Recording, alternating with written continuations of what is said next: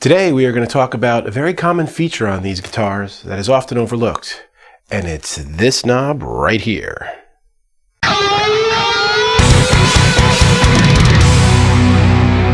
Hey guys, so this is a video in my series called Rut Busters, which is a series intended to help players who've been playing a while. Maybe you're intermediate, maybe you're advanced, and you're getting to that stage where everything you play sounds the same. You know, when you're starting out and you're just learning scales and you're going up and down the scales, you tend to play like in the box of the scale, and sometimes it feels like your playing is just like filling in numbers almost, and you don't feel like there's any inspiration to it.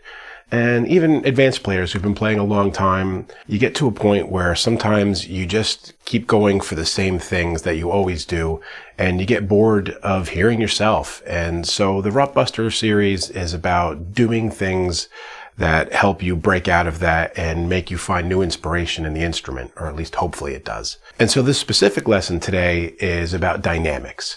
And I'm talking about adding or subtracting intensity to what you're playing. We all have a tendency when we're playing lead guitar or even just kind of playing unaccompanied to just turn the volume knob all the way up, turn the amp to whatever settings you're using, and just go and play, and everything's kind of at the, to use a MIDI term, at the same velocity. The numbers all go to 11. And today's lesson's about really dialing that back and using the dynamic techniques, whether it be using your fingers instead of the pick, using the volume knob as I alluded to in the beginning there, whatever it may be, to kind of pull it back a little bit so that you can bring it up so you have somewhere to go. You have a plus and minus to work with, and it adds emotional context to the song or the piece that you're playing. Now, I've done a couple example tracks here. These are more subtle ones. I wanted you to see how this can work even in like a hard rock type of setting. So I've got like an 8-measure lead, and I'll play it once with, as I said before, the velocities all the same, everything kind of turned to 10. And then I'll play it with a little bit more dynamic range. Let's look at the version with like no dynamic range first.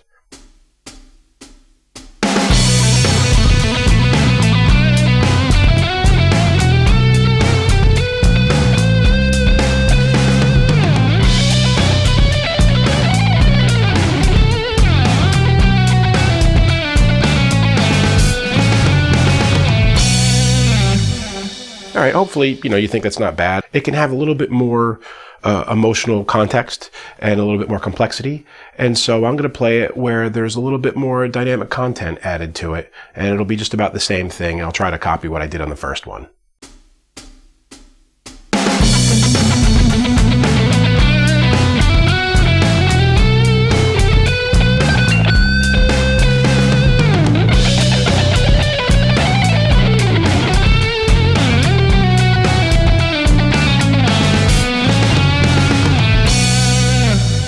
Okay, so as I said, this particular example, or these two examples, are pretty subtle, but hopefully you can tell the difference. So really what it was about is in the beginning there, when I'm just starting with the hammer-ons, and the non-dynamic example, I'm just playing them full out.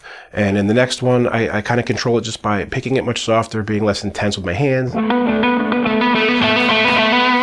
building into the piece. And then I also use what I guess would be a third technique between fingers, pick, volume, or is that 4?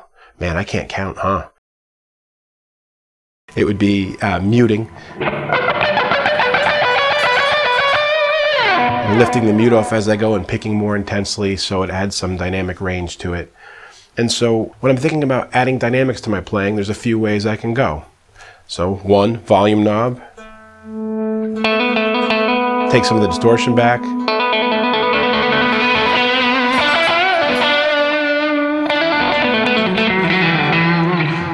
And I can also do it just with my hands with the volume all the way up. So 1 would be volume, 2 would be the actual force with which you pick at. 3 would be use your fingers instead of the pick and then add the pick in.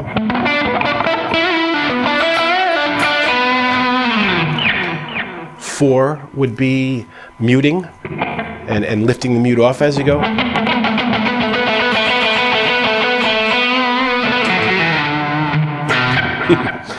even when you're playing unaccompanied, and really even more so when you're playing unaccompanied. You know, I could roll the volume back to about 2 here. Almost have a clean sound. Start with my hands, add the pick in, bring the volume up.